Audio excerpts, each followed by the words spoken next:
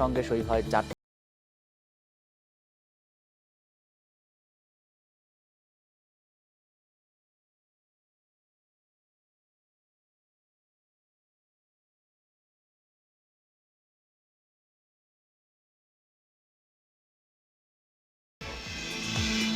এ নিয়ে প্রতিবেদন থাকছে সংবাদের পরের অংশে। স্বাগত সকাল 9টার বিরতিহীন ইন্ডিপেন্ডেন্ট সংবাদে। আপনাদের সাথে আছি আমি আলী আশরাফ এবং আমি রাকিব আহমেদ। আর এবারে জানিয়ে দেব সংবাদ শিরোনাম।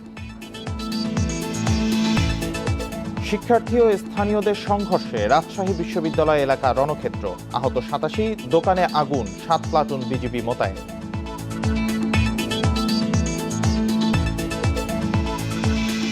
স্বাধীনতার সুফল নস্যাতে বিএনপির চেষ্টা রুখে দেওয়া হবে বললেন প্রধানমন্ত্রী। স্মার্ট বাংলাদেশ নির্মাণে সহযোগিতার আহ্বান।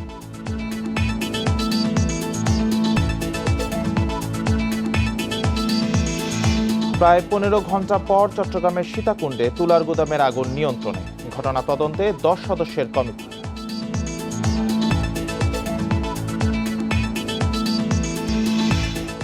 শুনছিলেন প্রধান শিরোনাম। সংবাদে এছাড়াও থাকছে ফুলবাড়িয়া বিস্ফোরণে 5 দিন পরেও আশপাশের দোকান খুলতে না পারায় ক্ষতির মুখে ব্যবসায়ীরা, সড়ক বন্ধ থাকায় যানজটে ভোগান্তি।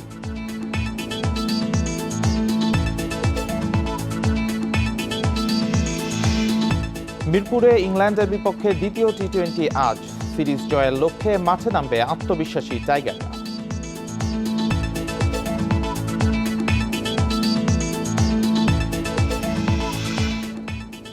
শুনছিলেন শিরোনাম, এবার বিস্তারিত। শিক্ষার্থী ও স্থানীয়দের মধ্যে সংঘর্ষে রণক্ষেত্র রাজশাহী বিশ্ববিদ্যালয়, এতে কমপক্ষে 87 জন আহত হয়েছে। বাস ভাড়াকে কেন্দ্র করে শনিবার সন্ধ্যায় ক্যাম্পাসের বিনোদপুর গেটে এই সংঘর্ষ হয়। এ সময় বেশ কিছু দোকানপাটে আগুন ধরিয়ে দেওয়া হয়। মুখোমুখি অবস্থান নেয় দুই পক্ষ। পরিস্থিতি এখনও থমথমে। নিয়ন্ত্রণে ক্যাম্পাসে 7 প্লাটুন বিজিবি মোতায়েন করা হয়েছে। বগুড়া থেকে রাজশাহী বিশ্ববিদ্যালয়ের বিনোদপুর গেটে নামে এক শিক্ষার্থী। এই সময় বাস ভাড়া নিয়ে চালক ও তার সহকারীদের সাথে কথা কাটাকাটি হয় ওই শিক্ষার্থীর। বিষয়টি নিয়ে কাউন্টারে গেলে স্থানীয়দের সাথে দেখা দেয় উত্তেজনা। এক পর্যায়ে শুরু হয় ধাওয়া পাল্টা ধাওয়া, সংঘর্ষ। মুহূর্তেই রণক্ষেত্রে পরিণত হয় বিনোদপুর বাজার। বিক্ষুব্ধ শিক্ষার্থীরা বাজারের অস্থায়ী দোকানগুলোতে ধরিয়ে দেয় আগুন। এতে অন্তত 50টি দোকান পুড়ে যায়। শিক্ষার্থীরা বলছেন, কিছু হলেই তাদের উপর চড়াও হয় স্থানীয়রা। অন্যায়ভাবে পুলিশ রাবার বুলেট ছুড়েছে বলেও অভিযোগ তাদের। পুলিশ আমাদের উপর লাঠিচার্জ করেছে, কাঁদানে গ্যাস ছুড়েছে, আমাদের ছেলেপেলেকে আহত করে হাসপাতালে পাঠিয়েছে। পুলিশ প্রটোকল হচ্ছে, ওদের সাথে সাথে পুলিশ আসে, ওদের মাথার উপর নিয়ে মারতেছে। আমাদের এতগুলো দুশিষ্ট আমাদের আহত হয়েছে, 5টা বাইক পোড়ানো হয়েছে, ক্যাম্পাসে ঢুকে আমাদেরকে মারা হয়েছে। ঘটনা 3 ঘন্টা পরেও পুলিশের ভূমিকা ছিল নিষ্ক্রিয়। তবে পুলিশ কমিশনার বলছেন, স্পর্শকাতর ঘটনা হওয়ায় তারা সতর্ক ছিলেন। দুটোই হলো সেন্সিটিভ বিষয়। একদিকে বিশ্ববিদ্যালয়ের ছাত্র, অন্যদিকে হলো শ্রমিক সংগঠন। দুই পক্ষের সাথে আমরা চাচ্ছি যে শান্তিপূর্ণ উপায়ে বিষয়টাকে সমাধান করার জন্য। এই ঘটনায় 7 প্লাটুন বিজিবি মোতায়েন করা হয়েছে। পরিস্থিতি অনুযায়ী সিদ্ধান্ত নেওয়া হবে বলছেন তারা। সকল আইন শৃঙ্খলা রক্ষাকারী বাহিনীর সাথে একসাথে বিজিবি এই সার্বিক পরিস্থিতি নিয়ন্ত্রণে আমাদের যে ধরনের নিয়োগ নির্দেশনা আমরা জেলা প্রশাসকের নিকট থেকে পাচ্ছি, জেলা প্রশাসনের নিকট থেকে, এবং সেই অনুযায়ী আমরা কার্যকরী ব্যবস্থা গ্রহণ করছি। ক্যাম্পাসে থমথমে পরিস্থিতি বিরাজ করছে। আগামী 2 দিন ক্লাস পরীক্ষা স্থগিতের ঘোষণা দেয় বিশ্ববিদ্যালয় প্রশাসন। Mustafizur Rahman, Independent News, Rajshahi. এ বিষয়ে আরও জানাতে রাজশাহী থেকে যোগ দিচ্ছেন সহকর্মী মুস্তাফিজুর রহমান।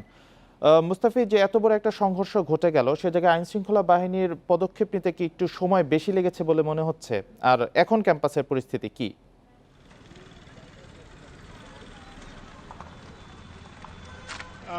এখন যদি ক্যাম্পাসের পরিস্থিতি বলি তাহলে বেশ থমথমে একটা পরিস্থিতি বিরাজ করছে, সেটা ক্যাম্পাস হোক কিংবা ক্যাম্পাসের বাইরে হোক। অর্থাৎ ক্যাম্পাসের বাইরে বলতে বোঝাচ্ছি ক্যাম্পাসের যে বিনোদপুর গেট রয়েছে, সেই গেটের যে এখানে যেটি রণাঙ্গনে পরিণত হয়েছিল গতকাল রাতে পর্যন্ত প্রায় 4 ঘন্টা সংঘর্ষ হয়েছিল স্থানীয় এবং শিক্ষার্থীদের মাঝে। ঠিক সেইখানে কিন্তু এখনো বিপুল পরিমাণ পুলিশ মোতায়েন করা হয়েছে। আইনশৃঙ্খলা বাহিনীর বিভিন্ন ইউনিট এখানে উপস্থিতি আমরা দেখতে পাচ্ছি। সিআরটি রয়েছে, পুলিশ রয়েছে, র্যাব রয়েছে, স্ট্রাইকিং ফোর্স হিসেবে কাজ করছে বিজিবি। তো এখানে এবং উদ্বুদ্ধ পরিস্থিতি শান্ত রাখতে কিন্তু আইনশৃঙ্খলা বাহিনীর সব সদস্যরা এখানে মোতায়েন রয়েছে এবং তারা চেষ্টা করে যাচ্ছেন। আর এখানে যে দোকানগুলো পুড়ে গেছে, এখানে কিছুক্ষণ আগে আমার কথা হয়েছে যে বাজার মালিক সমিতির সাধারণ সম্পাদক, তার সঙ্গে কথা হয়েছে। তিনি বলছেন যে তারা ক্ষয়ক্ষতির হিসেব একটি তালিকা করছেন এবং এরপর তারা সেটি প্রশাসনের কাছে জমা দেবেন এবং এরপরে হয়তো তারা একটি আইনি পদক্ষেপে যাবেন, এরকম তাদের চিন্তাভাবনা রয়েছে। এবং তারা সার্বিক পরিস্থিতি দেখছেন আর কি। তারা বলছেন যে আসলে তারা এই বিষয়গুলো দেখছেন। হঠাৎ করে এই ধরনের অনাকাঙ্ক্ষিত ঘটনা যে ঘটে গেছে, এটি শুধুমাত্র ছাত্রদেরই হাত ছিল না, এর মধ্যে কোনো তৃতীয় পক্ষ কাজ করে গেছে সে বিষয়টি কিন্তু তারা বলছেন। এবং তারা বলছেন যে আইনশৃঙ্খলা বাহিনীর এই বিষয়গুলো খতিয়ে দেখা উচিত। আর আপনি যে প্রশ্নটি করেছিলেন যে আইনশৃঙ্খলা বাহিনীর পদক্ষেপ নিতে দেরি হয়েছিল কেন, এখানে আমরা দেখেছিলাম যে ঘটনাটি ঘটেছিল সন্ধ্যা 6টা থেকে শুরু হয়েছিল। ঘটনার সূত্রপাত হয়েছিল সন্ধ্যা 6টা থেকে এবং পুলিশি অ্যাকশন যদি কথা বলা হয়ে থাকে বা আইনশৃঙ্খলা বাহিনীর পদক্ষেপের কথা যদি বলে থাকি, তাহলে আইনশৃঙ্খলা বাহিনী জোরালো পদক্ষেপ নিয়েছিল 9টার পরে। 9টা থেকে 9:30টার মধ্যে তাদেরকে আমরা মুভ করতে দেখি এবং তারা এর আগে পুলিশ সদস্যরা যে ছিলেন না, ঠিক না, আইনশৃঙ্খলা বাহিনীর সদস্যরা ছিলেন কিন্তু ঠিক অনেকটা নীরব দর্শকের মতো অবস্থানে ছিলেন। কারণ তারা ছাত্রদিকে বা এখানে স্থানীয় যারা রয়েছেন তাদের কোনো পক্ষেই তারা ছিলেন না এবং তাদের মধ্যে সংঘর্ষ ঘটছিল এবং তারা বলছিলেন যে তারা বিভিন্ন কৌশল অবলম্বন করছেন। এই কৌশল অবলম্বন করতে গিয়ে প্রায় কিন্তু 3 ঘন্টা দেরি হয়ে গেছে। অর্থাৎ এই 3 ঘন্টা যে বিলম্ব হয়েছে এর মধ্যেই কিন্তু অনেক কিছু ধ্বংস হয়ে গেছে। অর্থাৎ যদি বলে থাকি, এই যে দোকানগুলো দেখছেন সেগুলো কিন্তু পুরো ছাই হয়ে গেছে এবং এখানে শিক্ষার্থীরা আরো বেশি উত্তেজিত হয়েছে এবং তাদেরকে থামাতে গিয়ে একাধিক টিয়ার সেল নিক্ষেপ করতে হয়েছে এবং এই যে উভয় পক্ষের ইট পাটকেল ধাওয়া পাল্টা দেওয়ার ঘটনা ঘটেছে। বৃষ্টির মতো ইট পাটকেল গতকাল কিন্তু উভয় পক্ষের মধ্যেই বর্ষণ হচ্ছিল। এরকম একটা অবস্থা উভয় পক্ষেরই কিন্তু প্রায় 87 জন এ পর্যন্ত আমরা দেখেছি যে রাজশাহী মেডিকেল কলেজ হাসপাতালে অন্ততপক্ষে 87 জন শিক্ষার্থী কিন্তু সেখানে চিকিৎসা নিয়েছেন এবং 2 জন শিক্ষার্থী রয়েছেন যারা আইসিইউতে ভর্তি রয়েছেন এবং তাদের অবস্থাও সংকটাপন্ন বলে জানিয়েছেন চিকিৎসক। এটি এখন পর্যন্ত যে অবস্থায় এখানে আমরা যাচ্ছি বিনোদপুর বাজারে অবস্থান করছি, এখনো যে এখানকার স্থানীয় যারা বাজার রয়েছে বা মার্কেট রয়েছে সেটি যারা আহত হয়েছেন সংঘর্ষে, তাদের এখন কি অবস্থা? তাদের প্রপার চিকিৎসা পাচ্ছেন কিনা? যারা আহত হয়েছেন গতকাল রাত পর্যন্ত যদি বলি, গতকাল রাত্রে 3টে পর্যন্ত যদি বলা হয়ে থাকে, তারা রাজশাহী মেডিকেল কলেজ হাসপাতালে ভর্তি হয়েছেন এবং তাদের চিকিৎসা সুনিশ্চিত করতে কিন্তু এখানে আমাদের দেখেছি যে যারা চিকিৎসক রয়েছেন তাদের ছুটিও কিন্তু বাতিল করা হয়েছে এবং তারা নিরলস পরিশ্রম করে যাচ্ছেন। সেই সাথে রাজশাহী বিশ্ববিদ্যালয় প্রশাসনের প্রক্টর এবং ছাত্র উপদেষ্টা গতকাল রাতেই কিন্তু গেছিলেন যে তাদের যে শিক্ষার্থীরা রয়েছেন তাদের চিকিৎসা ঠিকমতো হচ্ছে কিনা। তো যেখানে 2 জন আইসিইউতে রয়েছেন তাদের চিকিৎসাও পুরো ঠিকভাবে হচ্ছে এবং যারা আহত হয়েছেন অনেকেই দেখা গেছে প্রাথমিক চিকিৎসা নিয়ে হাসপাতাল ত্যাগ করে গেছেন এবং রাজশাহী বিশ্ববিদ্যালয় প্রশাসনের পক্ষ থেকে বলা হচ্ছে যে যদি কারো উন্নত চিকিৎসার প্রয়োজন হয়ে থাকে তাহলে সার্বিক ব্যবস্থা কিন্তু রাজশাহী বিশ্ববিদ্যালয় প্রশাসনের পক্ষ থেকে করা হবে। অর্থাৎ চিকিৎসা সংক্রান্ত কোনো গাফলতি বা চিকিৎসার জন্য কোনো সংকট যেন না হয়ে থাকে সেই বিষয়টি কিন্তু রাজশাহী বিশ্ববিদ্যালয় কর্তৃপক্ষ আমাদেরকে নিশ্চিত করেছেন। আর এইখানে যারা স্থানীয় যারা রয়েছেন তাদের মধ্যে কিন্তু আহত হয়েছেন, তারা স্থানীয় মেডিকেল কলেজ হাসপাতাল তারাও কিন্তু চিকিৎসা নিয়েছেন। তবে চিকিৎসার বিষয় নিয়ে কোনো গাফলতি নেই, তারা আহতরা চিকিৎসা পাচ্ছেন, কিন্তু উদ্বুদ্ধ পরিস্থিতি এখনো থমথমে, কারণ উভয় পক্ষই কিন্তু এখনো 2 দিকেই অবস্থান করছে। রাজশাহী থেকে জানাচ্ছিলেন সহকর্মী মুস্তাফিজুর রহমান। স্বাধীনতার সুফল ব্যর্থ করতে চায় বিএনপি, এটা হতে দেয়া যাবে না। ময়মনসিংহের জনসভায় এই অঙ্গীকার করেছেন আওয়ামী লীগ সভাপতি প্রধানমন্ত্রী শেখ হাসিনা। বঙ্গবন্ধু কন্যা জানান, আওয়ামী লীগ রাষ্ট্র পরিচালনার দায়িত্ব পেলে দেশের মানুষকে দেয় উন্নয়ন, বিএনপি দেয় নির্যাতন। এ সময় স্মার্ট বাংলাদেশ বিনির্মাণে সবার সহযোগিতা চান শেখ হাসিনা। সাহিত্য সংস্কৃতির নগরী ময়মনসিংহে 2018 সালে নির্বাচনী প্রচারণায় এসেছিলেন আওয়ামী লীগ সভাপতি প্রধানমন্ত্রী শেখ হাসিনা। তখন দেয়া প্রতিশ্রুতির বাস্তবায়নে পূর্ণতা পেয়েছে ময়মনসিংহ বিভাগ, সিটি কর্পোরেশন, শিক্ষা বোর্ড সহ শতাধিক উন্নয়ন প্রকল্প। মাননীয় প্রধানমন্ত্রী 5 বছর পর বঙ্গবন্ধু কন্যা ফিরলেন একই মঞ্চে আরও শতাধিক প্রকল্প নিয়ে। উন্নয়ন অগ্রযাত্রায় যুক্ত করেন 73 দৃশ্যমান প্রকল্প ও ভিত্তিপ্রস্তর স্থাপন করেন আরও 30টির, যা ব্রহ্মপুত্র পারের ময়মনসিংহবাসীর জন্য 3,332 কোটি টাকার উন্নয়ন উপহার। গারো জনগোষ্ঠীর পরিবেশনায় সাংস্কৃতিক অনুষ্ঠানে বরণ করা হয় বঙ্গবন্ধু কন্যাকে। বিভাগের 24টি সংসদীয় আসন থেকে আসা লাখো মানুষের কাফেলায় প্রধানমন্ত্রী তুলে ধরেন সরকারের ধারাবাহিক উন্নয়ন গাথা। 26,000 প্রাইমারি স্কুল আমরা সরকারিকরণ করেছি, মাদ্রাসাগুলি এবং আমরা স্কুল এমপিওভুক্ত করে দিয়েছি। প্রত্যেকটা জায়গায় শিক্ষার পরিবেশ আমরা সৃষ্টি করেছি। আজকে আমাদের সাক্ষরতার হার ৭৫.২ আমরা উন্নীত করতে সক্ষম হয়েছি। বিএনপি জামাত জোটের দুর্নীতির সমালোচনা করেন আওয়ামী লীগ সভাপতি। আক্ষেপ করেন মানুষের ভূমি দখল করে বিএনপি, আশ্রয় দেয় আওয়ামী লীগ। খালেদা জিয়া এতিমের অর্থ আত্মসাৎ আর দুর্নীতি দেয় সাজাপ্রাপ্ত আসামি, আর তার ছেলে সেই ২১শে আগস্ট ২০০৪ গ্রেনেড হামলা, 10 ট্রাক অস্ত্র চোরাকারবারি, দুর্নীতি এবং তার দুর্নীতি, তারেক জিয়ার দুর্নীতি, ককর দুর্নীতি কিন্তু বাংলাদেশ না, আমেরিকার গোয়েন্দা সংস্থা সেটা বের করেছে। স্বাধীনতার অর্জন মুছে দিতে চাওয়া বিরোধী চক্রের বিষয়ে সজাগ থাকার আহ্বান জানান আওয়ামী লীগ সভাপতি। মিথ্যা বলে বলে এই স্বাধীনতার সুফল ব্যর্থ করতে চায়, তারা তা পারবে না ইনশাল্লাহ। বাংলাদেশ আজ এগিয়ে যাচ্ছে, বাংলাদেশ এগিয়ে যাবে। 2041 সালের মধ্যে উন্নত স্মার্ট বাংলাদেশ গড়ে তুলব। স্মার্ট বাংলাদেশ বিনির্মাণে সবার সহযোগিতা চান বঙ্গবন্ধু কন্যা। দ্বাদশ জাতীয় সংসদ নির্বাচনের বাকি আর মাত্র 10 মাস। ভোটের মাঠে আওয়ামী লীগের সবচেয়ে বড় হাতিয়ার উন্নয়ন অগ্রযাত্রার গল্প দেশবাসীর সামনে তুলে ধরে আবারও নৌকায় ভোট চাইলেন আওয়ামী লীগ সভাপতি। একই সঙ্গে সকল অগণতান্ত্রিক অপশক্তির বিরুদ্ধে প্রতিরোধ গড়ে তোলার আহ্বান জানালেন তিনি। অনিমেষ কর, ইন্ডিপেন্ডেন্ট নিউজ, ময়মনসিংহ। বাংলাদেশের গণতন্ত্রকে প্রশ্নবিদ্ধ করতে একটি চক্র দেশে অস্থিতিশীল পরিস্থিতি সৃষ্টির ষড়যন্ত্র করছে বলে জানিয়েছেন প্রধানমন্ত্রী শেখ হাসিনা। আল জাজিরাকে দেয়া এক সাক্ষাৎকারে রিজার্ভ প্রসঙ্গে প্রধানমন্ত্রী বলেন, পরিকল্পনা মাফিক এগিয়ে যাচ্ছে বাংলাদেশের অর্থনীতি, সংকটের কোনো শঙ্কা নেই। ইউক্রেন যুদ্ধের কারণে রোহিঙ্গা সংকট আরও জটিল হয়েছে বলেও জানান শেখ হাসিনা। গত সপ্তাহে কাতারের স্বল্পোন্নত দেশগুলোর সম্মেলনে যোগ দিয়েছিলেন প্রধানমন্ত্রী শেখ হাসিনা। সে সময় রোহিঙ্গা ক্যাম্পে অগ্নিকাণ্ড, বাংলাদেশের অর্থনৈতিক সংকট এবং আসন্ন নির্বাচন সহ নানা বিষয়ে কাতার ভিত্তিক সংবাদ মাধ্যম আল জাজিরার মুখোমুখি হন প্রধানমন্ত্রী। এতে রিজার্ভ প্রসঙ্গে প্রধানমন্ত্রী বলেন, পরিকল্পনা মাফিক বাংলাদেশের অর্থনীতি এগিয়ে যাচ্ছে, সংকটের কোনো শঙ্কা নেই। এ সময় আওয়ামী লীগ সরকার গণতন্ত্রের শাসন পুনঃপ্রতিষ্ঠা। If you want to tell me autocratic government, then my question is, when our country run by military dictator, আমি যদি স্বৈরশাসক হই, তাহলে 1975 সালে সপরিবারে বঙ্গবন্ধু হত্যার ঘটনাকে আপনারা কিভাবে ব্যাখ্যা করবেন? জাতির জনককে হত্যার পর বাংলাদেশে যখন সেনা শাসন চলছিল, তাকে কি বলবেন? Army rules and they run the country.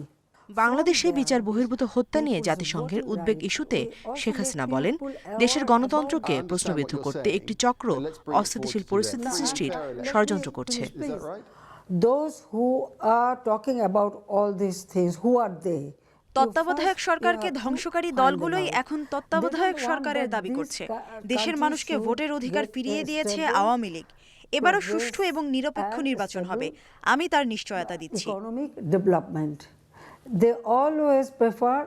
Myanmar তাদের নাগরিকদের দেশে ফিরিয়ে নেওয়ার ব্যাপারে ইতিবাচক নয় বলেও জানান প্রধানমন্ত্রী। বলেন, ইউক্রেন রাশিয়া যুদ্ধ রোহিঙ্গা সংকটকে আরো জটিল করেছে। কক্সবাজারের শিবিরগুলোতে রোহিঙ্গারা নিজেদের মধ্যে সংঘাতে লিপ্ত বলেও জানান প্রধানমন্ত্রী।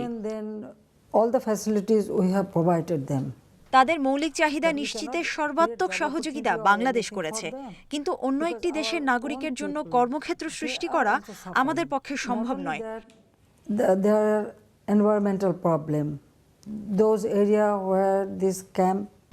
জলবায়ু পরিবর্তনের ক্ষতিকর প্রভাব মোকাবিলায় বাংলাদেশ সরকার কাজ করে যাচ্ছে বলেও আল জাজিরাকে জানান প্রধানমন্ত্রী শেখ হাসিনা। Nusrat Serin, Independent News. 2037 সালের মধ্যে বাংলাদেশ হবে বিশ্বের 20তম অর্থনীতির দেশ। তাই বাংলাদেশকে নিজের দেশ মনে করে বিদেশি বিনিয়োগকারীদের বিনিয়োগের আহ্বান জানিয়েছেন প্রধানমন্ত্রী শেখ হাসিনা। শনিবার সকালে বিজনেস সামিট উদ্বোধন করে তিনি আরও বলেন, লালফিতার দৌরাত্ম্য সরিয়ে দেশে বিনিয়োগ সহায়ক পরিবেশ তৈরি করতে বিডাকে প্রস্তুত করা হচ্ছে। বিদেশি বিনিয়োগ আকর্ষণ ও দেশের সম্ভাবনার গল্প তুলে ধরতে বঙ্গবন্ধু আন্তর্জাতিক সম্মেলন কেন্দ্রে শুরু হলো 3 দিনের বাংলাদেশ বিজনেস সামিট। এর মধ্য দিয়ে তৈরি পোশাক ছাড়াও ওষুধ, আসবাব, অটোমোবাইল, পাট, চামড়াজাত পণ্য সহ অন্তত 30টি সম্ভাবনাময় খাত বিদেশি বিনিয়োগকারীদের সামনে তুলে ধরতে চায় ব্যবসায়ীদের শীর্ষ সংগঠন এফবিসিসিআই। এই বিজনেস সামিটের উদ্বোধন করেন প্রধানমন্ত্রী শেখ হাসিনা। পরে নিজ বক্তব্যে জানান, বর্তমানে বিশ্বের 37তম অর্থনীতির দেশ বাংলাদেশ। 2037 সালে হবে 20তম অর্থনীতির দেশ। সড়ক, রেল, বন্দর সহ অবকাঠামোগত বদলে যাওয়া বাংলাদেশ কেন বিনিয়োগের অন্যতম গন্তব্য, তাও তুলে ধরেন সরকার প্রধান। বিচক্ষণ সামষ্টিক অর্থনৈতিক ব্যবস্থাপনা, অর্থনৈতিক উদারীকরণ এবং বাণিজ্য সংহতকরণের উপর ভিত্তি করে আজকের এই অর্থনৈতিক টেকসইতা ও প্রবৃদ্ধি অর্জন সম্ভব হয়েছে। আমরা আশা করি 2026 সালে আমরা উন্নয়নশীল দেশ হিসেবে যাত্রা শুরু করে 2037 সালের মধ্যেই বাংলাদেশ বিশ্বের 20তম বৃহত্তম অর্থনীতির দেশে পরিণত হবে। এ সময় বাজার ধরে রাখতে দ্রব্যমূল্য যৌক্তিক পর্যায়ে রাখা জরুরি বলেও ব্যবসায়ীদের সতর্ক করেন প্রধানমন্ত্রী। উন্নত দেশগুলিও কিন্তু হিমশিম খাচ্ছে।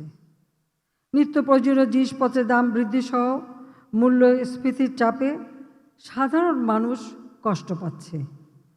ব্যবসায়ী নেতৃবৃন্দকে সাধারণ মানুষের কথা বিবেচনা করে জিনিসপত্রের দাম স্বাভাবিক পর্যায়ে নিয়ে আসার পন্থা খুঁজে বের করতে হবে এবং সেই পদক্ষেপ নিতে হবে, তা নইলে নিজেরা নিজেদের বাজার হারাবেন। যুক্তরাজ্য, চীন, সৌদি আরব, সংযুক্ত আরব আমিরাত সহ নানা দেশের ব্যবসায়ী প্রতিনিধিরা ছাড়াও এই সামিটে অংশ নিচ্ছে মন্ত্রী প্রতিমন্ত্রীরা। 3 দিনের সম্মেলন শেষ হবে সোমবার। শাহাদাত স্বপন, ইন্ডিপেন্ডেন্ট নিউজ, ঢাকা। 2041 সালের মধ্যে উচ্চ প্রবৃদ্ধির মাধ্যমে উন্নত দেশ করতে সরকার দেশি বিদেশি বিনিয়োগকে উৎসাহিত করছে বলে জানিয়েছেন প্রধানমন্ত্রী বেসরকারি শিল্প ও বিনিয়োগ উপদেষ্টা সালমান এফ রহমান। আর সৌদি আরবের বাণিজ্যমন্ত্রী বলেন, বিশ্বে উন্নয়নের এক সফল গল্পের নাম বাংলাদেশ। দেশের ব্যবসা বিনিয়োগ সম্প্রসারণের লক্ষ্যে শুরু হলো বাংলাদেশ বিজনেস সামিট। 3 দিনের এই সম্মেলনে সৌদি আরবের বাণিজ্যমন্ত্রী সহ অংশ নিচ্ছে বেশ কয়েকটি দেশের পররাষ্ট্রমন্ত্রী। যুক্তরাজ্য, চীন, ভুটান, সংযুক্ত আরব আমিরাত সহ 12টি দেশের আন্তর্জাতিক সংস্থার সিইও এবং 200-র বেশি বিদেশি বিনিয়োগকারী। এ সময় নিজ বক্তব্যে সৌদি বাণিজ্যমন্ত্রী বলেন, বাংলাদেশ বিশ্বে উন্নয়নের এক সফল গল্পের নাম। আর প্রধানমন্ত্রীর বেসরকারি শিল্প ও বিনিয়োগ উপদেষ্টা সালমান এফ রহমান বলেন, চতুর্থ শিল্প বিপ্লবের যুগে দ্রুত বর্ধনশীল দেশ হিসেবে এগুতে বাংলাদেশের এখন প্রয়োজন সঠিক নেটওয়ার্ক ও সহায়তা। সামষ্টিক অর্থনীতি ব্যবস্থাপনা, অর্থনীতির উদারীকরণ এবং বাণিজ্যের সমন্বিতকরণের মাধ্যমে বাংলাদেশ হতে যাচ্ছে পৃথিবীর 20তম অর্থনীতির দেশ। এর পুরো কৃতিত্বই প্রধানমন্ত্রী শেখ হাসিনার। Prime minister Sheikh Hasina. বাংলাদেশের সৌদি আরবের সম্পর্ক অংশীদারিত্বমূলক। আমরা আগামী দিনগুলোতে একসঙ্গে এগোতে চাই। বাংলাদেশের প্রধানমন্ত্রী শেখ হাসিনা ও সৌদি আরবের বাদশাহ সালমান দুজনেই দূরদৃষ্টি সম্পন্ন নেতা। নিজের দেশের উন্নয়নের পেছনে রয়েছে তাদের একাগ্রতা ও দক্ষতা। পরে সহায়ক পরিবেশ নিশ্চিতে সরকারের দৃঢ়তার কথা তুলে ধরেন বাণিজ্যমন্ত্রী। আর বাংলাদেশে বিনিয়োগ কেন সুবিধাজনক সে কথা তুলে ধরেন পররাষ্ট্রমন্ত্রী। স্থিতিশীল রাজনৈতিক পরিস্থিতি ও বন্ধুত্বপূর্ণ সরকার থাকায় বাংলাদেশ এখন বিনিয়োগের জন্য খুবই সুবিধাজনক স্থান। এছাড়া কৌশলগত অবস্থান, তরুণ ও দক্ষ জনবল বিনিয়োগ সহায়ক পরিবেশ তৈরি করেছে। বিশেষ অর্থনৈতিক অঞ্চলগুলোতে বিনিয়োগ সহায়ক পরিবেশ নিশ্চিত করা হয়েছে। চীন, ভারত, জাপান ও কোরিয়া এরই মধ্যে বিনিয়োগ করেছে। বাণিজ্য সহায়ক এই পরিবেশ ধরে রাখতে বাংলাদেশ বদ্ধপরিকর। মহামারীতেও আমাদের বাণিজ্য ও অর্থনীতি ক্রমবর্ধমান ছিল। এ ধারা ভবিষ্যতেও চলমান থাকবে। এই সম্মেলন স্থানীয় ব্যবসায়ীদের বিদেশি প্রতিনিধিদের সঙ্গে যোগাযোগের বড় ক্ষেত্র তৈরি করবে বলেও মনে করেন তারা। সুলতানা জাহান মিতু, ইন্ডিপেন্ডেন্ট নিউজ, ঢাকা। বাংলাদেশের অর্থনীতি সম্প্রসারণের বিপুল সম্ভাবনাকে কাজে লাগাতে অবকাঠামো, প্রযুক্তির উন্নয়ন ও সুশাসন নিশ্চিতের তাগিদ দিয়েছেন মার্কিন গণমাধ্যম সিএনএন-এর সাংবাদিক রিচার্ড কোয়েস্ট। শনিবার বঙ্গবন্ধু আন্তর্জাতিক সম্মেলন কেন্দ্রে বাংলাদেশ বিজনেস সামিটে এসব কথা বলেন তিনি। এ সময় বাংলাদেশে সৌদি আরবের বিনিয়োগের বিষয়টি তুলে ধরেন এফবিসিসিআই সভাপতি। বিশ্বে বাংলাদেশের অর্থনৈতিক সম্ভাবনা তুলে ধরতে শুরু হলো দেশের সবচেয়ে বড় ব্যবসায়িক সম্মেলন বাংলাদেশ বিজনেস সামিট 2023। 3 দিনের এ সম্মেলনে অংশ নেন 17 দেশের 200-র বেশি বিদেশি প্রতিনিধি। সামিটে বাংলাদেশের ব্যবসা বাণিজ্যের বিভিন্ন সম্ভাবনা নিয়ে কথা বলেন মার্কিন গণমাধ্যম CNN এর সাংবাদিক রিচার্ড কোয়েস্ট। বলেন, বাংলাদেশের অর্থনীতির অপার সুযোগ ও সম্ভাবনা রয়েছে, সেই সঙ্গে বেশ কিছু চ্যালেঞ্জের কথাও বলেন তিনি। আমি বাংলাদেশের অর্থনীতি সম্পর্কে আগ থেকেই খোঁজ রাখি। এই সম্মেলনের মাধ্যমে তা আরও গভীর হয়েছে। উন্নত দেশ হওয়ার সব সম্ভাবনা এদেশের আছে, তবে নতুন শিল্প, বিশেষ করে আধুনিক প্রযুক্তির বিকাশে নজর দিতে হবে। উৎপাদন সক্ষমতা আরও বাড়াতে হবে। আন্তর্জাতিক এ সম্মেলনের প্রথম দিনে 4টি চুক্তি স্বাক্ষর হয়। এর মধ্যে সৌদি আরবের সঙ্গে 3টি আর চীনের সঙ্গে 1টি। বাংলাদেশ সৌদি বিজনেস কাউন্সিল করার কাজ চলছে বলে জানান FBCCI সভাপতি। FBCCI এর সাথে চায়নার CCPIT, তাদের সাথে একটা MOU হয়েছে FBCCI এর সাথে, এবং সৌদির সাথে আমাদের একটা আগে থেকে MOU ছিল। সৌদির সাথে এখানে তারা এসছেন, সৌদির সাথে আমাদের একটা সাইডলাইন মিটিং ছিল, সাইডলাইন মিটিং হয়েছেন। আমরা সৌদির সাথে অ্যাগ্রি করেছি যে আমরা একটি বিজনেস কাউন্সিল করতে যাচ্ছি বাংলাদেশ পক্ষ থেকে এবং সৌদি পক্ষ থেকে। সম্মেলনে জানানো হয়, বিনিয়োগের বড় সুযোগ থাকায় বিশ্বের বেশ কয়েকটি দেশ ও স্থানীয় কোম্পানি এদেশে বিনিয়োগে আগ্রহ দেখিয়েছে। এজন্য দেশে বিনিয়োগ করার সুযোগ আরও সহজ করেছে সরকার। Shahid Ahmed, Independent News, Dhaka. Saudi আরবে যৌথ বিনিয়োগে নির্মিত ওষুধ কারখানা সামনের বছর চালু হবে। সেখানে যে জনবল ও প্রযুক্তি সহায়তা লাগবে তা বাংলাদেশ থেকে নেওয়া হবে বলে জানিয়েছেন প্রধানমন্ত্রীর বেসরকারি শিল্প ও বিনিয়োগ উপদেষ্টা সালমান এফ রহমান। শনিবার বিকেলে সৌদি বাণিজ্য মন্ত্রীকে নিয়ে গাজীপুরে বেক্সিমকোর ওষুধ কারখানা পরিদর্শন শেষে এসব তথ্য জানান Salman F Rahman. Bangladesh Business Summit 2023-এ যোগ দিতে 10 মার্চ ঢাকায় আসেন সৌদি বাণিজ্য মন্ত্রী ডক্টর মাজিদ বিন আবদুল্লাহ আল কাসাবি। এরপর দুই দেশের মধ্যে বাণিজ্য ও বিনিয়োগের পরিবেশ নিশ্চিত করতে সরকারি ও বেসরকারি নানা প্রতিষ্ঠানের সঙ্গে বৈঠক করেন তিনি। এর ধারাবাহিকতায় শনিবার বিকেলে বেক্সিমকো ফার্মাসিউটিক্যালসের কারখানা পরিদর্শন করেন সৌদি বাণিজ্য মন্ত্রী। এ সময় প্রধানমন্ত্রীর বেসরকারি শিল্প ও বিনিয়োগ উপদেষ্টা সালমান এফ রহমানের সঙ্গে ওষুধ তৈরির প্রক্রিয়া ঘুরে দেখেন তিনি। পরে প্রতিষ্ঠানটির কর্মকর্তার সঙ্গে বৈঠক করেন সৌদি মন্ত্রী। এরপর গণমাধ্যমের সঙ্গে কথা বলেন তারা। সৌদি বাণিজ্য মন্ত্রী জানান, বিশ্বমানের একটি ওষুধ কারখানা দেখে তার ভালো লাগছে। আজকে আমি যে কারখানাটি পরিদর্শন করেছি তা দেখে আমি সত্যি অবাক। এখানে যে এমন বিশ্বমানের ওষুধ কারখানা তা আমার ধারণাই ছিল না। সালমান এফ রহমান জানান, সৌদি আরবের ওষুধ কারখানায় বিনিয়োগ করা হয়েছে, যা সামনের বছর পুরোদমে চালু হবে। আগামী বছর শেষের দিকে আমরা কিন্তু ওখানে উৎপাদনটা শুরু করব। তো সেটা বিরাট বড় মার্কেট, এবং আমরা সব টেকনোলজি এখান থেকে বেক্সিমকো ফার্মা থেকে আমরা ওখানে দিয়েছি। আমাদের যে প্রোডাক্টগুলি যে আমরা এখানে তৈরি করি সেটা আমরা কিন্তু সৌদি আরবিয়াতে তৈরি করব। বেক্সিমকো ফার্মার ব্যবস্থাপনা পরিচালক জানান, যৌথ বিনিয়োগে সৌদিতে কারখানা নির্মাণ হচ্ছে। সেখানে প্রায় 30 ধরনের ওষুধ তৈরি করা হবে। একটা ইনিশিয়াল সার্ভে করা হয়েছে, এবং প্ল্যানটাও এত বড় না, মানে খুব বড় যে একটা প্ল্যান করছে তা তো না। ওখানে কিছু লোকাল ইনসেন্টিভ আছে। অবজেক্টিভটা হলো ওখানে যদি আমরা একবার পেনিট্রেট করতে পারি, এবং এটা যদি এটার সাথে যদি বাংলাদেশের নামটা ঢুকে যায় একবার, তাহলে অন্য সকলের জন্য এটা অনেক সহজ হয়ে যাবে। দেশের চাহিদা মিটিয়ে 160টি দেশে ওষুধ রপ্তানি করছে বাংলাদেশ। আল আমিন হোসেন, ইন্ডিপেন্ডেন্ট নিউজ, ঢাকা। প্রায় 15 ঘন্টা পর চট্টগ্রামের সীতাকুণ্ডের তুলার গুদামের আগুন নিয়ন্ত্রণে এনেছে ফায়ার সার্ভিস। গতরাতে ফায়ার সার্ভিসের 9টি ইউনিট সহ সেনা ও নৌবাহিনীর সদস্যরা এই আগুন নিয়ন্ত্রণে আনে। পানি সংকট ও বিপুল পরিমাণ তুলা মজুদের কারণে আগুন নেভাতে বেগ পেতে হয় বলছে দমকল বাহিনী। অগ্নিকাণ্ডের ঘটনা তদন্তে 10 সদস্যের কমিটি করেছে জেলা প্রশাসন। চট্টগ্রামের সীতাকুণ্ডের ছোট কুমিরা এলাকার ইউনিটেক্স স্পিনিং মিলে তুলার গুদামে আগুন লাগে শনিবার সকালে। মুহূর্তে আগুন ছড়িয়ে পড়ে। দিনভর ফায়ার সার্ভিসের চেষ্টায় আগুন নিয়ন্ত্রণে না আসায় সহায়তা চাওয়া হয় সেনা ও নৌবাহিনীর কাছে।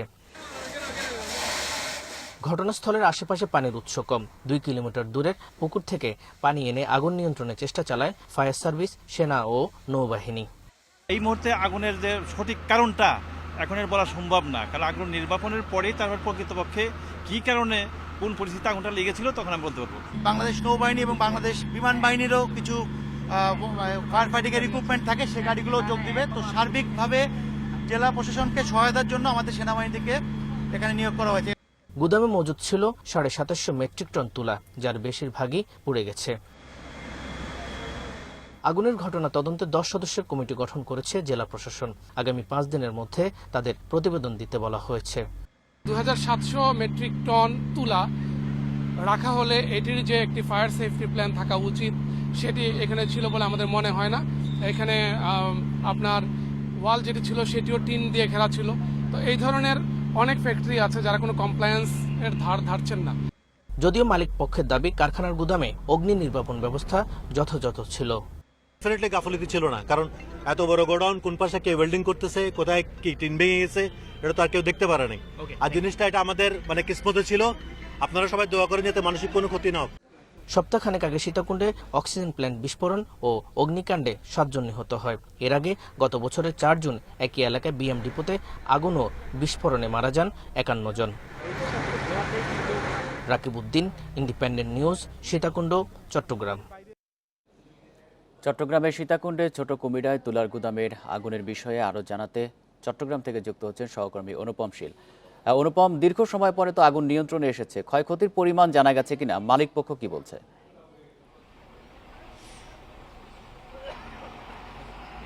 আমরা একটু আগে কথা বলেছিলাম সীতাকুণ্ড উপজেলা নির্বাহী কর্মকর্তার সাথে। তিনি যেটি বলছেন যে তাদেরকে মালিক পক্ষ যে তথ্য দিয়েছে তাতে প্রায় 2750 মেট্রিক টন তুলা এই জায়গাটিতে মজুদ ছিল এবং এগুলো পুরোটাই হচ্ছে আমদানিকৃত এবং এর দাম যারা এই মানে তুলার মালিকরা বলছে যে প্রায় 100 কোটি টাকার কাছাকাছি। আর এখানে যে স্থাপনাটি, সেই স্থাপনাটির আসলে কত টাকা বা এখানে ক্ষয়ক্ষতি হয়েছে সেটি তদন্ত সাপেক্ষে বলা যাবে, এমনটাই আমাদেরকে উপজেলা নির্বাহী কর্মকর্তা জানিয়েছেন।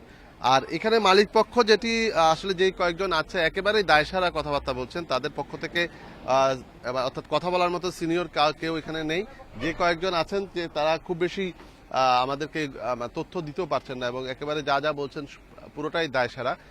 তারা বলছে যে এখানে আসলে অগ্নি নির্বাপন ব্যবস্থা কে কোন দিকে ছিল সেটি তারা নিজেরাই বুঝতে পারছেন না, অথচ এই ধরনের একটি গুদামে কি ধরনের অগ্নি নির্বাপন ব্যবস্থা থাকা উচিত বা থাকতে হবে সেটি নির্দিষ্ট করা আছে।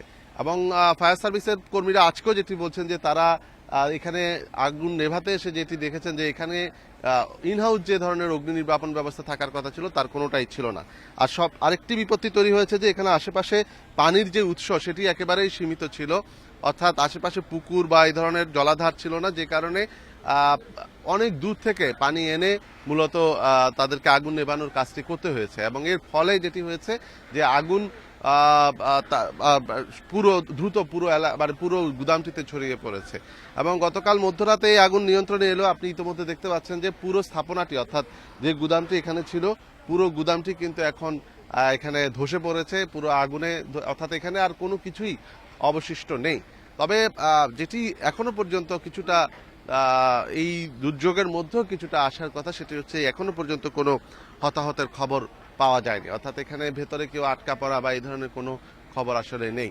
আর পুরো এলাকাটিতে এখন আসলে বিদ্যুৎ নেই, কাল সারা রাতই বিদ্যুৎ ছিল না, স্বভাবতই স্থানীয়দের একটি ভোগান্তি তৈরি হয়েছে এবং এর পাশে যে নেলসন যে কন্টেইনার ডিপোটি রয়েছে সেটির নিরাপত্তা বিধান করাই আসলে এখানে যারা ফায়ার কর্মীরা ছিলেন তাদের কাছে গুরুত্বপূর্ণ ছিল। সেই প্রেক্ষাপটে আমরা দেখেছি সেই একটু এখানে এই কন্টেইনার ডিপোর আসলে কোনো ক্ষতি হয়নি বা সেই চেষ্টাটি সফল হয়েছে ফায়ার সার্ভিসের, যে তারা আগুনটি এই ডিপোতে ছড়িয়ে পড়ার কাছ হাত থেকে রক্ষা করেছে। কারণ যে জায়গাটিতে আগুন লেগেছে তার অন্তত দুই পাশে কিন্তু এই ডিপোটির অবস্থান এবং সেটিকে ঘিরে যে আতঙ্ক বা যে উত্তেজনা বা যে ধরনের ভয় তৈরি হয়েছিল সেটি কাটানো গেছে এখনো।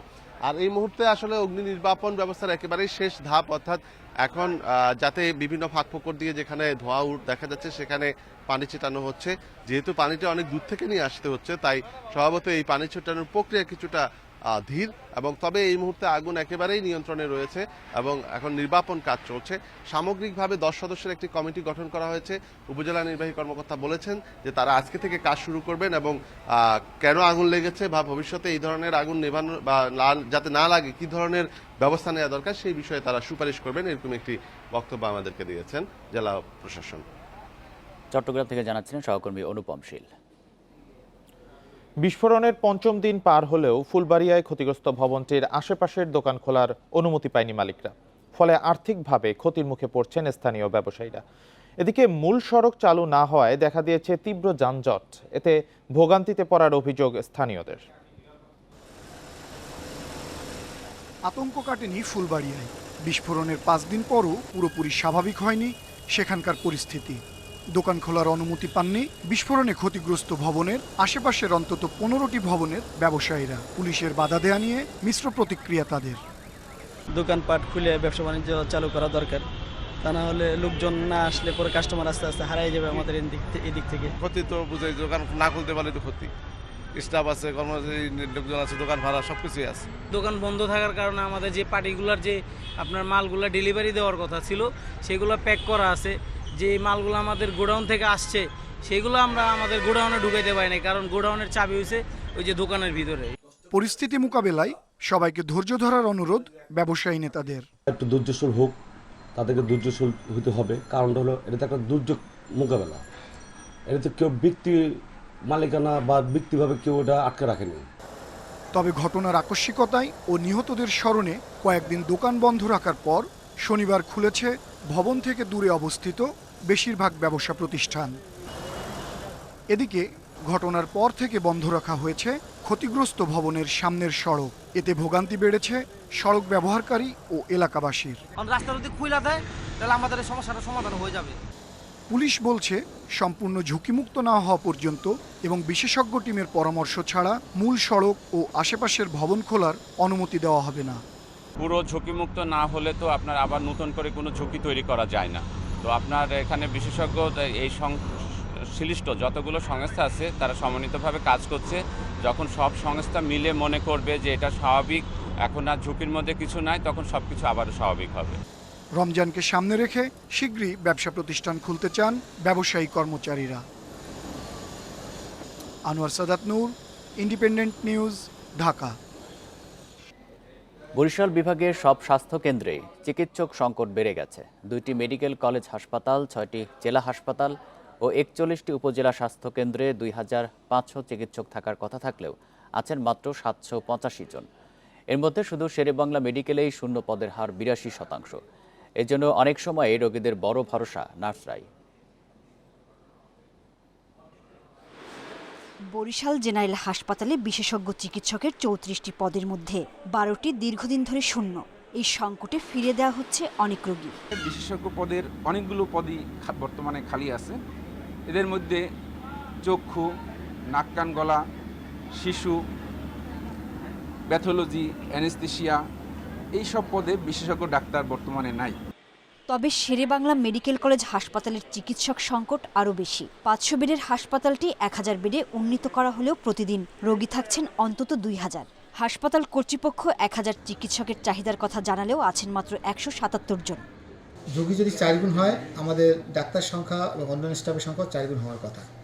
কিন্তু আমরা এই 1968 সালে তৈরি হসপিটালের আজ 2023 সাল, অর্থাৎ 55 বছর অতিক্রান্ত হলেও আমরা আসলে জনবল কিন্তু সেই অবকাঠামো একই আছে।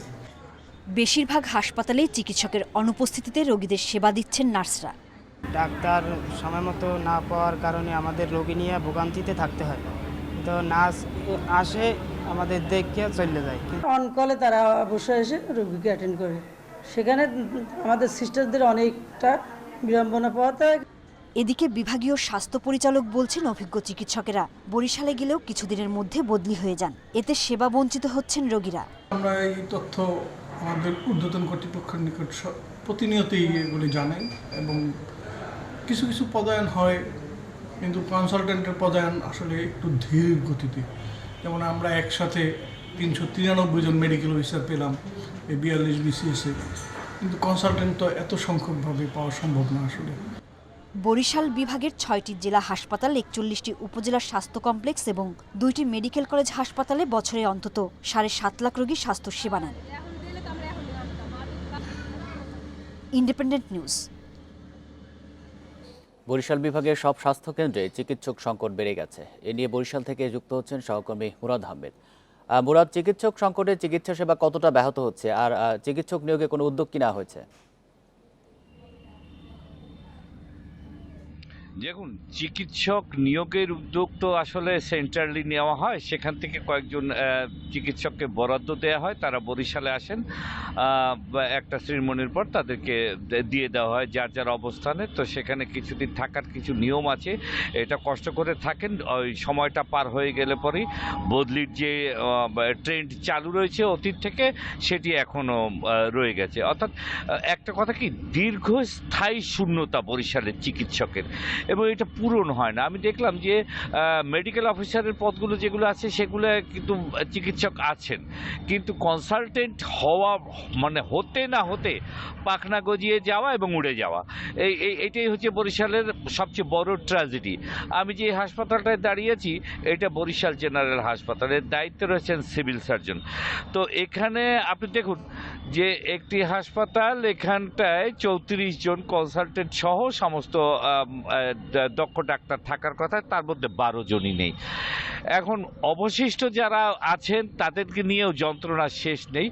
এখানে সকাল 8টার সময় ডাক্তার আসার কথা, আমি এখন পর্যন্ত এখানে দাঁড়িয়ে রয়েছি, একজন আরএমও যিনি আছেন তিনি, তাকে দেখেছি যে মেইন মেডিসিনে টহল দিতে, বাদ বাকি ডাক্তারদের আমি কাউকে এখানে এখন পর্যন্ত দেখিনি। জানি না ওনারা কয়টায় আসেন কয়টায় যান, ওনাদের মনিটরিংয়ের অবস্থা কি এবং ওনাদের মনিটরিংয়ের কার্যকরী কোনো পদক্ষেপ নেওয়া হয় কিনা এইসবের কোনো বালাই নেই। কোনো ডাক্তার এখন পর্যন্ত এসে পৌঁছেছেন আমি এইখানটায় দাঁড়ানো আমি এখন পর্যন্ত দেখিনি। এবং এই শূন্যতা, একে তো শূন্যতার উপর আরও শূন্যতা। বরিশাল শেরেবাংলা মেডিকেল কলেজ হসপিটালে গত সপ্তাহে 9 জন ডাক্তারকে শোকজ করা হয়েছে, অর্থাৎ নির্ধারিত সময় তারা অফিসে আসেনি।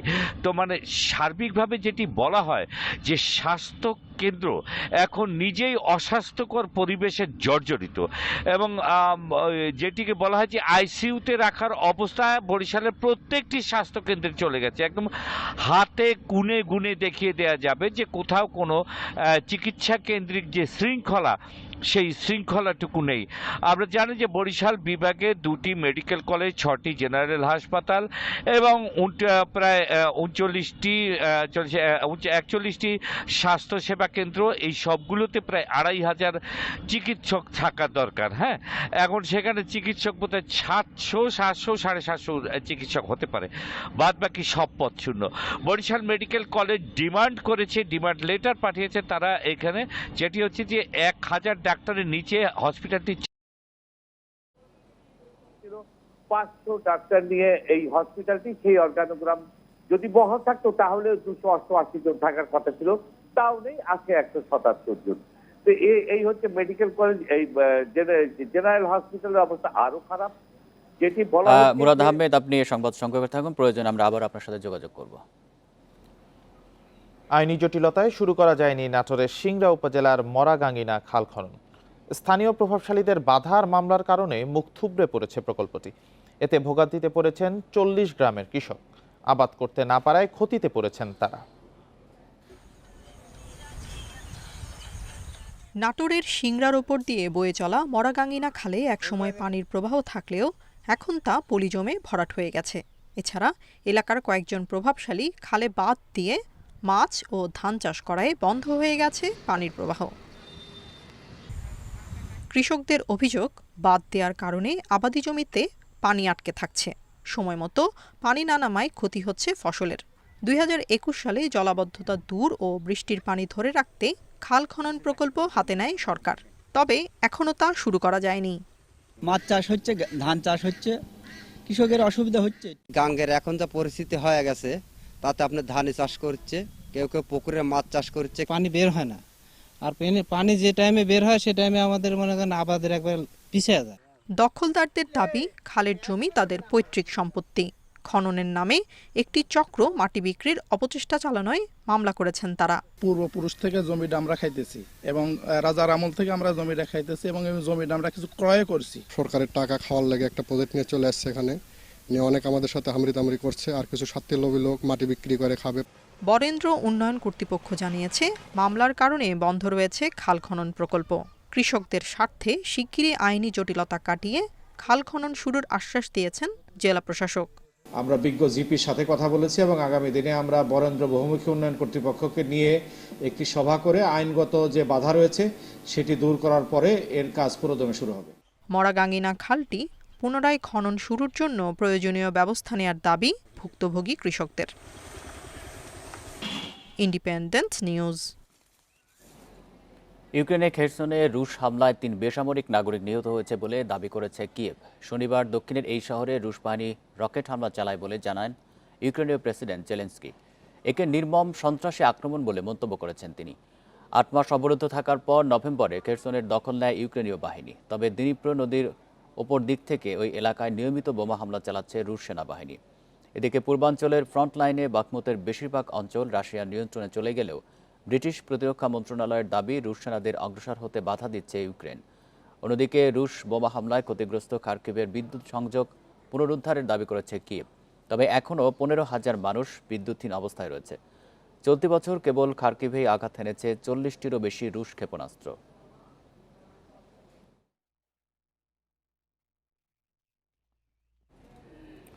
নজিরবিহীন সরকার বিরোধী বিক্ষোভের সাক্ষী হয়েছে ইসরায়েল। বিচার বিভাগ সংস্কারে সরকারি পরিকল্পনার বিরুদ্ধে 10 সপ্তাহ ধরে চলছে বিক্ষোভ। এরই ধারাবাহিকতায় শনিবার রাতে তেল আবিব সহ গুরুত্বপূর্ণ বিভিন্ন শহরে বিক্ষোভ করেন কয়েক লাখ মানুষ। কেবল তেল আবিবেই বিক্ষোভকারীর সংখ্যা 2 লাখ বলে জানিয়েছে বিবিসি। এ সময় পুলিশের সঙ্গে সংঘর্ষে আটক করা হয় বেশ কয়েকজনকে। নেতানিয়াহু সরকারের পরিকল্পনা বাস্তবায়ন হলে সুপ্রিম কোর্টের রায়কে সহজে বদলে দিতে পারবে দেশটির পার্লামেন্ট। প্রধানমন্ত্রী বেনিয়ামিন নেতানিয়াহুর প্রস্তাবিত পরিবর্তনকে গণতান্ত্রিক শাসনের উপর আক্রমণ বলে বর্ণনা করেছেন বিক্ষোভকারীরা। আর সরকারের অভিযোগ, এই বিক্ষোভে উস্কানি দিচ্ছে বিরোধী দল।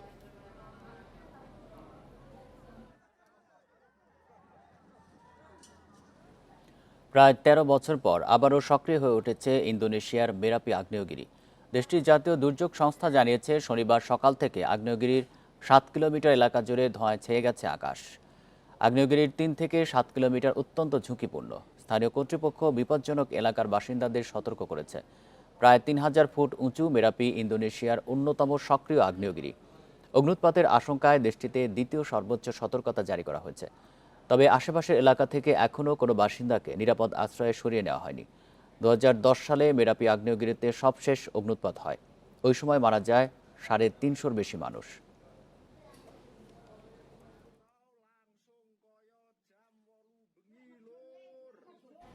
এক মাসে দ্বিতীয় দফা শক্তিশালী ঘূর্ণিঝড়ের কবলে মোজাম্বিক। এরই মধ্যে বৃষ্টি, ঝড়ো বাতাস এবং বন্যা দেখা দিয়েছে।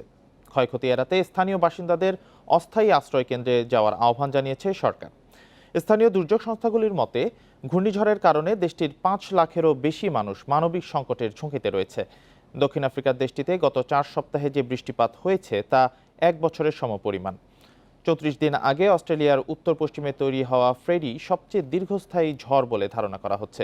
বিশেষজ্ঞরা বলছেন, জলবায়ু পরিবর্তন গ্রীষ্মমণ্ডলীয় ঝড়কে আরও বেশি তীব্র করে তুলছে। ফেব্রুয়ারির শেষ দিকে প্রথম দফা আঘাত হানে ফ্রেডি। সে সময় প্রাণ যায় অন্তত 28 জনের, ক্ষতিগ্রস্ত 15 লাখের বেশি।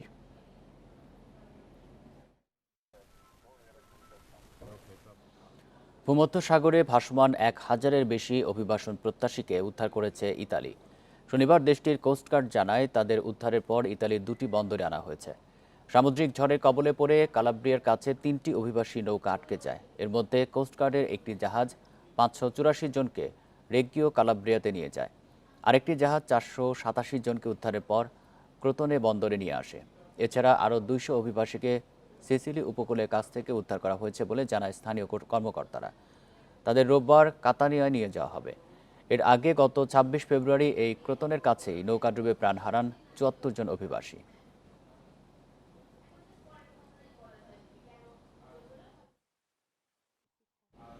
মিরপুরে আজ বাংলাদেশ ইংল্যান্ড দ্বিতীয় টি-20। 1 ম্যাচ হাতে রেখে সিরিজ জয়ের সুযোগ টাইগারদের। অন্যদিকে আশা বাঁচিয়ে রাখতে জয় চাই ইংলিশদেরও। খেলা শুরু হবে দুপুর 3টায়। ইংল্যান্ডের বিপক্ষে সিরিজ জয়ের হাতছানি। দ্বিতীয় টি-20-র আগের দিন টিম হোটেলে মুখ খুলেন সাকিব আল হাসান, যেখানে ডিপিএলে তার ক্লাব মোহামেডানের হয়ে ভাবনা জানালেও জানা গেল না জাতীয় দলের পরিকল্পনা। এর আগে অনুশীলনে শেরেবাংলার সাইড উইকেটে সাকিব, হৃদয়, রনি তালুকদারদের পাওয়ার হিটিং অনুশীলন। অভিজ্ঞতায় অধিনায়কই এগিয়ে, কিন্তু রনি হৃদয়রা জানালেন টি-20 মানসিকতা তারা রপ্ত করে ফেলেছেন। মিরপুরে 2 ওয়ানডে হেরে চট্টগ্রামে গিয়ে 2 ম্যাচ শতভাগ সফল টাইগাররা, আবার মিরপুরে ফিরতেই টেনশন উইকেট নিয়ে। 22 গজের রহস্য ভেদে কোচ অধিনায়কের দীর্ঘ পর্যবেক্ষণ। প্রথম টি-20 জয়ে সুবিধাজনক অবস্থানে টাইগাররা, সিরিজ জেতার 2টো সুযোগ পাচ্ছে স্বাগতিকরা। প্রথম ম্যাচে বোলাররা ছিলেন 100-তে 100, সেই ধারায় ধরে রাখতে চান পেসার হাসান মাহমুদ। তো আমরা ওদেরকে প্রথম ম্যাচে হারিয়েছি, তো আমাদের এখন মোমেন্টামটা অবশ্যই আমাদের দিকে, তো আমরা চেষ্টা থাকবে যে এটা কন্টিনিউ করার, মোমেন্টামটা ধরে রাখার। মেসেজগুলো চেঞ্জ হয় না, যার যার ডিফারেন্ট আর কি, ডিফারেন্ট ব্যাটসম্যানের জন্য ডিফারেন্ট মেসেজ থাকে, তো ওটা এক্সিকিউট করার চেষ্টা করি মাঠে। মিরপুরের কন্ডিশন বিচারে উইনিং কম্বিনেশন কি ভাঙবে বাংলাদেশ? স্পিনিং উইকেট কাজে লাগাতে শামীম পাটোয়ারির জায়গায় একাদশে আসতে পারেন মেহেদী মিরাজ, যদিও সেই সম্ভাবনা অনেকটাই ক্ষীণ। ইংলিশ বধে পরিকল্পনা অনুযায়ী এগুতে চাই বোলাররা। এই মুহূর্তে আমাদের যে টিমটা আছে টি-20, আমি মনে করি ওয়ান অফ দ্য বেস্ট, মানে বাঞ্চ অফ প্লেয়ার আমি দেখতেছি এই মুহূর্তে। খুবই এনার্জেটিক, সবাই মাঠে খুবই এফোর্ট দেয়, মানে শেষ পর্যন্ত। এটা ভ্যারি করে ব্যাটসম্যান কোন শটটা খেলে, মানে এন্ড অফ দ্য ওভারে ও যদি ধরেন ফুলার লেন্থে বল ভালো খেলে বা ওয়াইড অফ দ্য ক্রিজ ভালো খেলে, তো ওর জন্য ডিফারেন্ট প্ল্যান সেট করা হয়, তো অনুযায়ী আমরা চেষ্টা করি বল করার আর কি।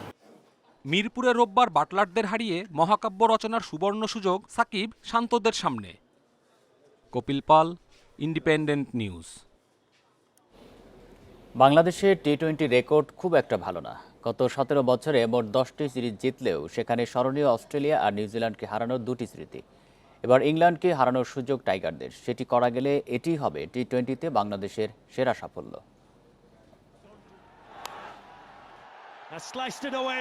মাস চারেক আগেই টি-20 বিশ্বকাপ জিতেছে ইংল্যান্ড। জস বাটলারের সেই দলকেই কিনা মাটিতে নামিয়েছে টাইগাররা। প্রথম টি-20 জেতা বাংলাদেশের সামনে এখন সিরিজ জয়ের হাতছানি। ক্রিকেটের ক্ষুদে সংস্করণে বাংলাদেশের পথচলা শুরু 2006 সালে। খুলনায় জিম্বাবুয়েকে হারিয়ে শুরু হলেও পরের গল্পটা অমসৃণ।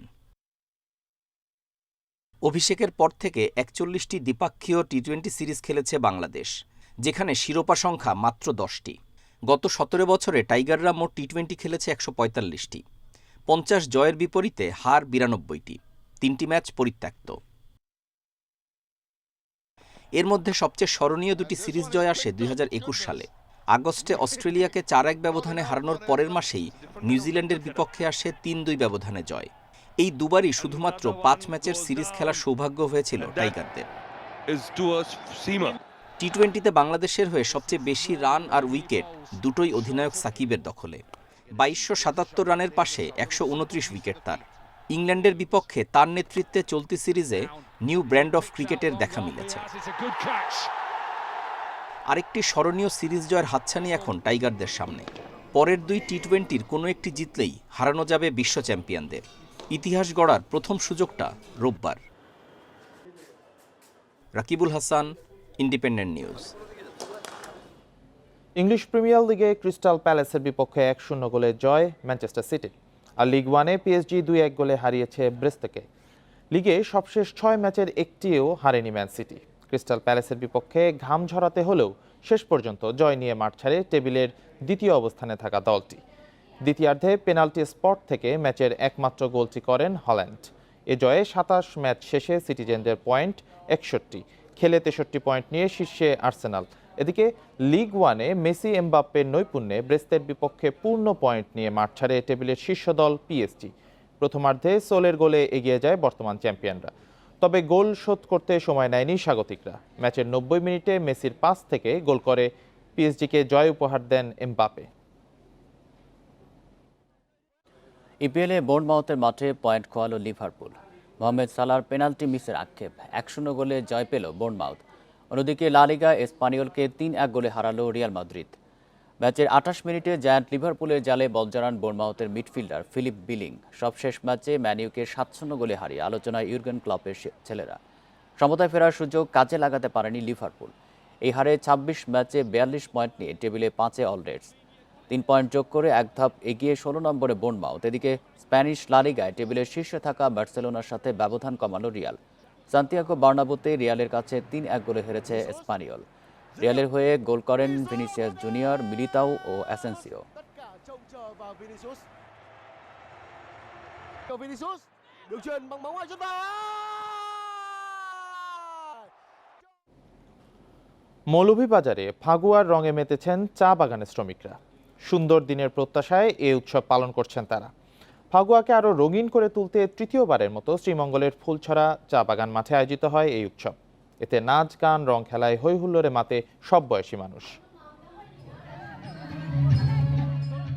দোল পূর্ণিমায় মৌলভীবাজারের চা বাগানগুলোতে শুরু হয় রঙের খেলা ফাগুয়া।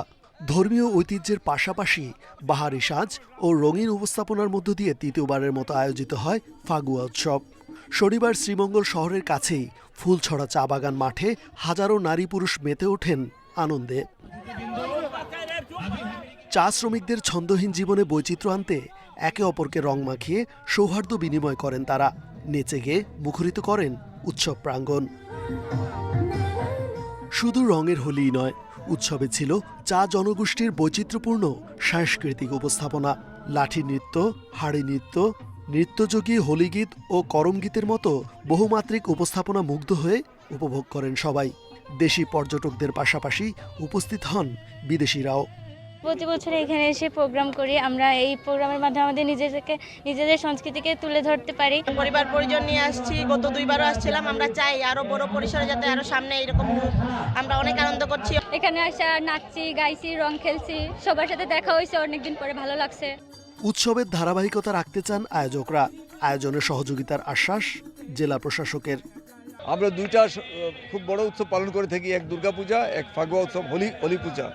আমরা সামগ্রিকভাবে সবাইকে নিয়ে করছি। আগামীতে অন্যান্য বাগানে ছড়িয়ে যাওয়ার চেষ্টা করছি, অন্যান্য ভ্যালিতেও আমরা করব, যাতে আমাদের উৎসবটা সুন্দরভাবে পালন হয়, মানুষ যাতে আমাদের কৃষি কালচার জানতে পারে। এটির মাধ্যমে তারা তাদের সংস্কৃতিকে সবার মধ্যে তুলে ধরে এবং আমরা যে প্রগতির বাংলাদেশ, উন্নয়নের বাংলাদেশ, অসাম্প্রদায়িক বাংলাদেশের স্বপ্ন দেখি। এই আমাদের সমৃদ্ধ চা শ্রমিকদের এই ধরনের উৎসবে সরকার, জেলা প্রশাসন আমরা পাশে থেকে তাদের সাথে একাত্মতা প্রকাশ করার মাধ্যমে আমরা সেটিকে সংহতি জানিয়েছি। মৌলভীবাজার, হবিগঞ্জ ও সিলেটের বিভিন্ন চা বাগানের 15টি সাংস্কৃতিক সংগঠন উৎসবে অংশ নেয়। Independent news. এই ছিল সকাল 9টার বিরতিহীন ইন্ডিপেন্ডেন্ট সংবাদ। ইন্ডিপেন্ডেন্ট টেলিভিশনের সব খবরে আরো বিস্তারিত জানতে চোখ রাখুন ফেসবুক, ইউটিউব এবং টুইটারে। ধন্যবাদ সবাইকে।